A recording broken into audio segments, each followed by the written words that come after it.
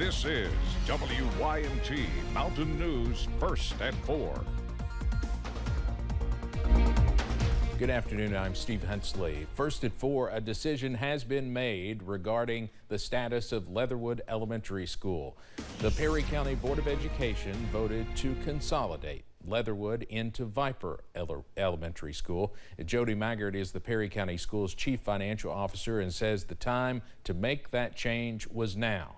He says the school has seen a continuous decline in enrollment for the past 10 years. The board, the superintendent, district administration, they felt like that moving those kids now to Viper provides them a more consistent education like that the other schools in our district are providing. This decision comes just 2 days after board members heard concerns from the public during a town hall at Leatherwood Elementary. Coming up at 6, we'll have reaction to this decision. Many kids are now out of school for summer break. With that, public safety officials are aiming to inform everyone on the importance of gun safety. Although not too common, accidental shootings do happen. So Scott Lockard with the Kentucky River District Health Department says if you have guns in the home, it's important to ensure that everyone in the home has basic gun safety education. Knowing the proper way to handle guns is just one example. There are these basic rules that a lot of us take for granted because we've been around firearms so much that when you have someone that's never been around firearms, you have to go back to the basics and you have to drill it in. It is over and over and over. It's just like playing basketball, dribbling, rebounding. You know, the basics are key in firearm handling. Lockard adds that it's also important for guns to be kept in a locked gun safe or have the guns with locks on them. He says those measures are to prevent them from falling into the wrong hands. We'll have more gun safety tips tonight at 6. Drivers using U.S. Route 23 in Johnson County can expect lane closings and reduced speeds near Highland Elementary School next week. The Kentucky Transportation Cabinet is planning to extend a turn lane providing access to Highland Elementary and install drainage improvements. The Highway Department will also repave a portion of 23 just south of 460 bypassing Paintsville. The work near that intersection is scheduled to begin next Tuesday, and crews will be active from 7 in the morning till 5 each afternoon for 8 to 10 weeks. I understand we're not even halfway to Christmas yet, but to quote Christmas Vacation out there today, it's a beaut, Clark. It's a beaut. Plenty of sunshine, comfortable temperatures. It really doesn't get better than this in late May. Here's the view from our rooftop here at WYMT. 73, just fair weather, cumulus clouds out there. Otherwise, plenty of blue skies. Look at these temperatures, middle and upper 70s out there. Some folks flirting with 80, but it feels really nice.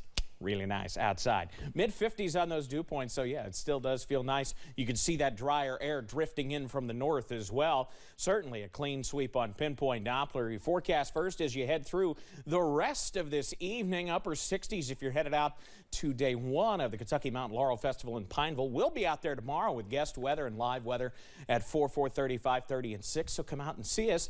Mid-70s out there tomorrow. Just the tiniest chance for some rain. But you see it on Saturday, some showers could return, unfortunately, in time for Memorial Day weekend. I'm tracking the latest in a few minutes. Steve?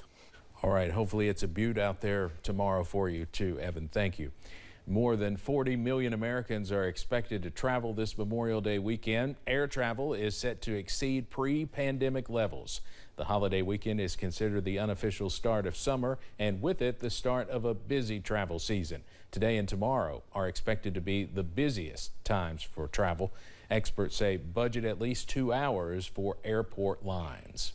The United States military is keeping a close watch on the debt ceiling negotiations. General Mark Milley, chairman of the Joint Chiefs, predicts significant economic consequences translating into national defense consequences in the event of a default. Paying troops, the morale of troops, weapon systems, contracts, all of that would be impacted. Readiness clearly would be impacted, so our large-scale exercises that we do at various training centers would probably either slow down or come to a halt in many, many cases. Milley adds a default would also result in a damaged reputation on the world stage. The president of Microsoft is urging federal leaders to regulate artificial intelligence. Brad Smith made a speech before some members of Congress today and laid out a 5-point plan for addressing risks. It involves creating a new federal agency for AI oversight and supporting American companies that compete with rivals in China. He is also asking President Joe Biden to create new restrictions on how the federal government uses AI. Leaders of IBM suggest existing agencies regulate AI instead of a new one.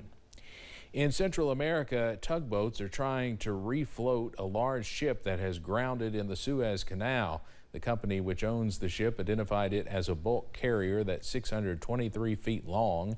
The marine traffic ship data shows the ship is sailing under the Hong Kong flag and originated from Duba Port in Saudi Arabia. Portuguese police have begun a third day of searching for Madeleine McCann. Police tents were seen near a reservoir about 30 miles from where the British toddler disappeared 16 years ago. McCann was only 3 years old when she vanished from her bedroom in the apartment where her family was staying.